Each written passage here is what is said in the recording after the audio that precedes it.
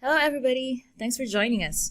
I'm Terri-Ann de la Cruz and I'm an application engineer from Ultimaker. Today I'm here to show you some tips on how you can use Cura to improve your success rate for the first time. We will talk about a few nice features in Cura and how you can use them effectively and why you should use them. So for this webinar, the features that I will show are the X-ray view, the preview mode, dual extrusion, Modifier meshes and their per model settings, and of course, the Cura settings guide. Some of you may already know this, but for those who are new to 3D printing, and you start looking for the best free slicer online, you're going to end up looking at Ultimaker Cura. Ultimaker Cura is a slicer. It's called a slicer because it takes your 3D model and then it slices it into different layers, like what you see in this image. It transforms it into a file, which is usually a G-code or a UFP file, and these can be understood by your printer. The best way for me to show you this is to open Cura itself. Cura has 3 stages. We have the prepare, the preview, and the monitor. So right now, we are in the prepare mode. When you load the model here, you don't even need to slice it. Cura is already going to show you if your model has missing surfaces because it's going to look like this. Cura will also give you a message indicating that there's something wrong with the surfaces of your model. So once you get this error, you have to repair your model. To repair your model, you can use other software applications. You can use MeshLab, MeshMixer, or NetFab, for example. So now you've seen the X-ray view in the prepare stage. You can now use that to tell if your model is broken or if it's not watertight. And now, I'm going to show you the layer view and what your layers are going to look like. This is useful if you want to visualize how your model is going to be printed. In preview and under layer view, we have 4 different color schemes that you could use. The first one is the material color. The material color basically shows you the layers and colors depending on the material type. In this example, extruder 1 is the dark one and extruder 2 is the white one. Next to the material color, we also have the speed. The speed basically shows you how fast the print head will move while printing each part. Next to the speed, we also have the layer thickness. In this particular project file, I have enabled the setting adaptive layers. So this setting adjusts the layer thickness of the print so that it can optimize the printing time and the quality based on the model's surface features. So the layers will be thinner where there are shallow slopes, or they will be made thicker where the walls are steep. The goal of the setting is to print fast where possible, but it'll still print detailed when it's needed. With this layer thickness view, the bluer the lines are, the thinner the layers they have. And then the yellow lines indicate the thicker layers. The fourth one in our color scheme is the line type. Every color scheme in the layer view gives you an option to see parts of your model. If you want to see the parts of your model better, I suggest that you use the line type. I recommend that you use this so that when you want to change something in your model, you know exactly which part you have to change. In this part, the helpers, they are shown here in cyan color. Other people like to call it light blue, but I want to be specific, so I call it cyan. Helpers are there to ensure that your models will be printed well. So helpers are the build plate adhesion. It is the skirt, the brim, the raft, so that your models are going to stick better to the build plate. The helpers are also the prime towers. This is an additional cylindrical print that is created on the build plate, and it prepares the nozzle for printing the next layer. It reduces the oozing or the stringing and thus prevents under extrusion, and it also enhances the overall printing quality. If you don't know yet, the term stringing or oozing refers to the small strands of plastic on places where the printer shouldn't print. It's when the plastic is still oozing out of the nozzle while it's still hot and it's traveling to the next destination. So these helper parts will only be seen in preview mode. When you switch to prepare, you're not gonna see it. By the way, the dark blue color, this is called support interface. It is part of the support that is between the model itself and the actual support. It is usually there in place to make the overhang quality better without needing to print the entire support at 100% density. So now that you've seen the helper, or the support, the adhesion, and the towers, I'm now going to show you another part of the model, which we call the shell.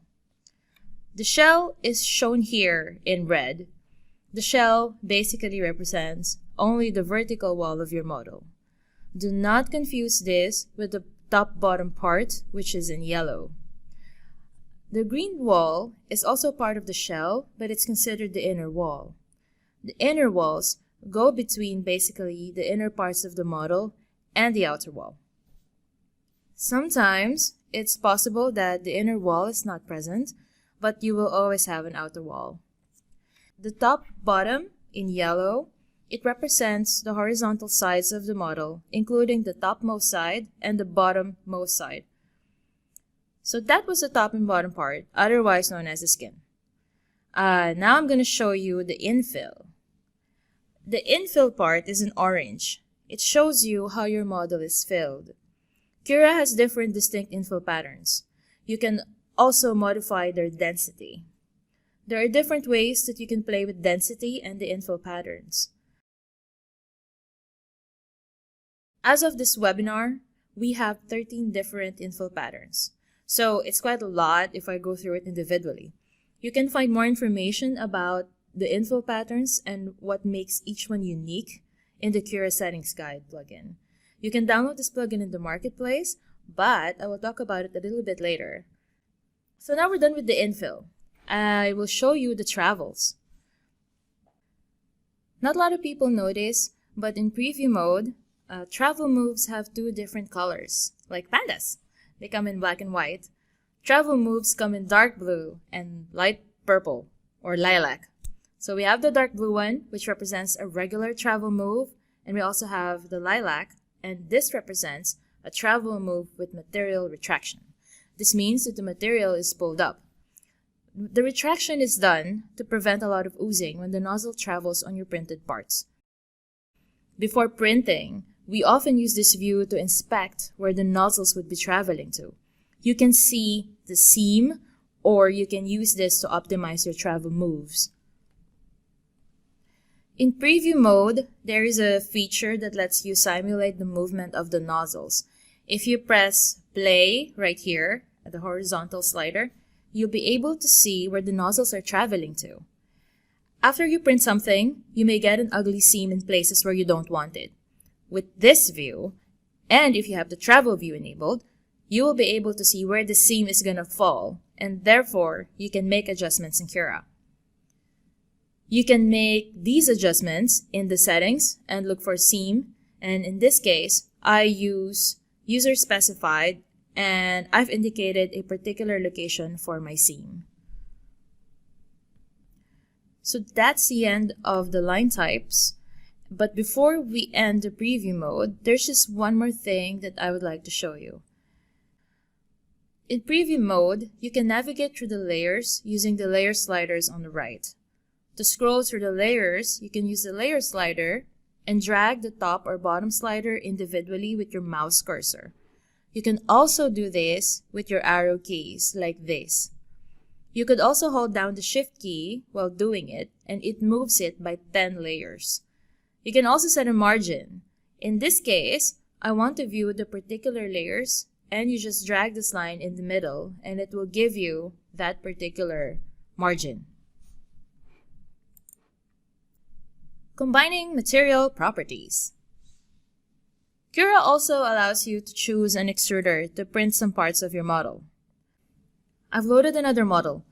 In this example, the whole model is printed with extruder 1 thread PLA, but outer wall extruder is modified to use nylon, as seen here in white. One of our customers created this model to push cans out of a conveyor belt. They've changed the outer wall to print with extruder 2's nylon. The purpose of this is to have a visual indication to replace the part.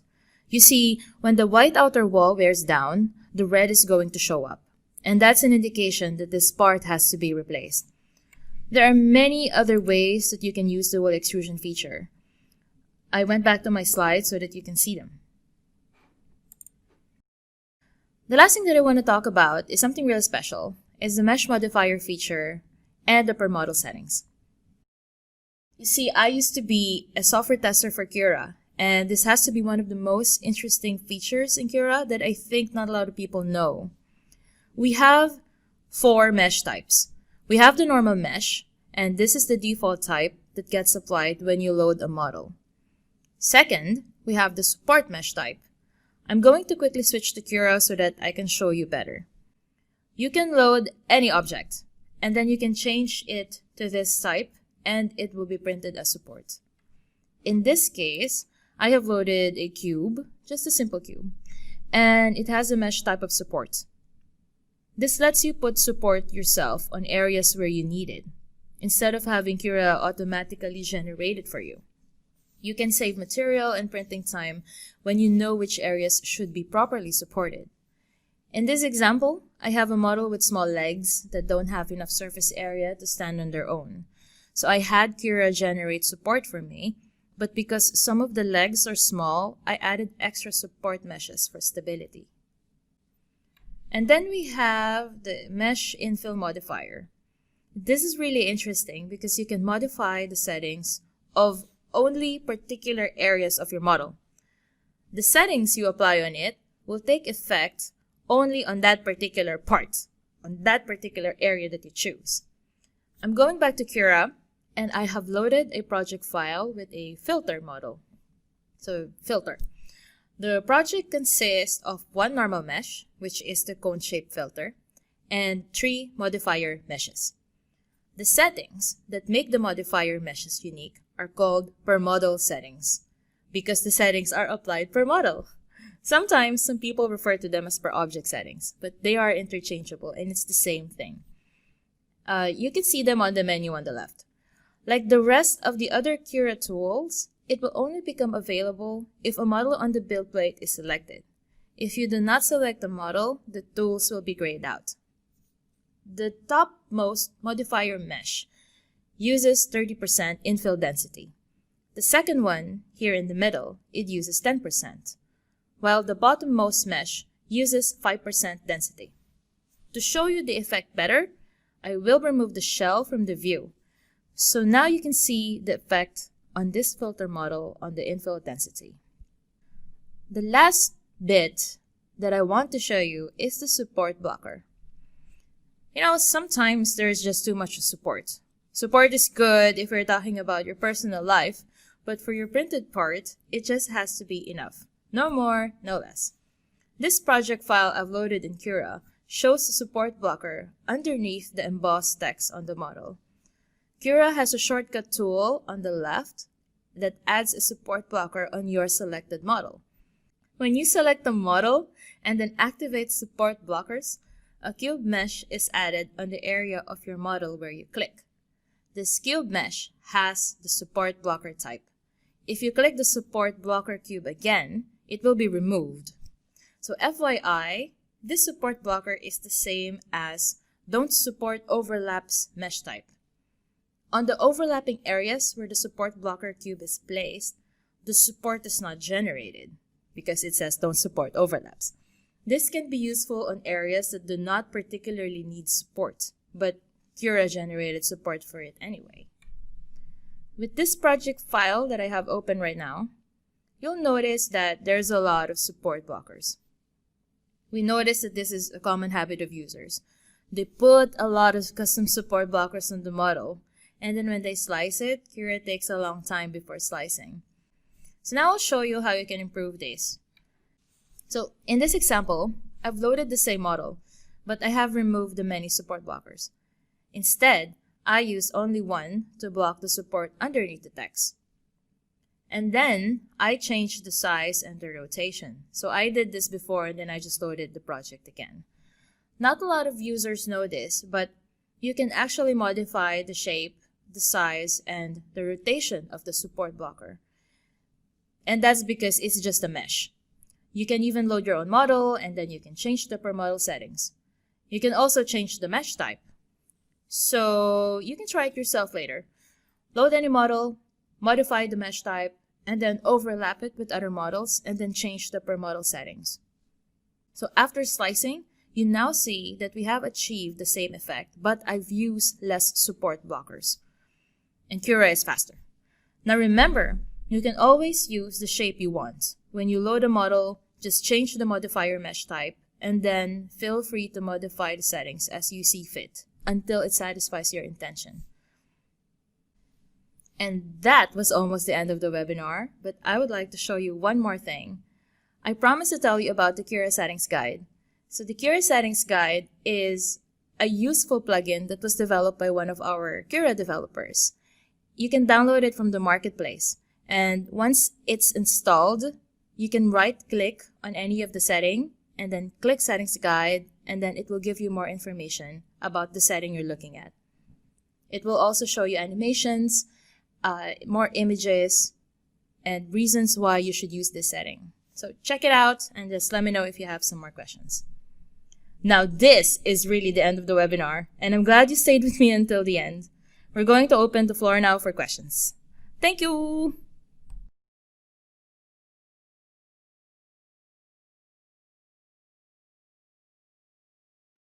Hello. Hello. Thanks, Terri-Ann. Everyone, thank you for joining. The first question is from Luis in Brazil. Where can I suggest or submit new Cura features? Okay, thanks, Luis, for the question. So we would always recommend to submit requests for new features in our Ultimaker forum. You can also do it in GitHub. So I asked this to the team themselves, and I was also part of Cura. GitHub is always our preferred location where you can submit bugs and features. But in general, if you have Ultimaker product comments or just problems, please post it in our forums. So our Ultimaker forum and our GitHub. Great. Next question is from Mark in California. Can I move the prime tower? Oh, that's a very good question. Yes, you can move the prime tower. Once the prime tower is, so for those who were not aware, if you don't remember it, in the presentation that I gave, the prime tower is one of the helper structures. So Cura generates it so that it can prime the nozzles if there's a nozzle switch. You can move the prime tower by looking at the prime tower X and Y position. So you can search for it in the settings and then change the coordinates, and you'll be able to move it. It may take a little bit of trial and error when you're changing the prime tower positions. So just try out that setting. It's called prime tower X and Y position. Great. The next question is from Delia in the Netherlands. What are the most common reasons for using per model settings? Yes, that's also a good question. I really like the per model settings.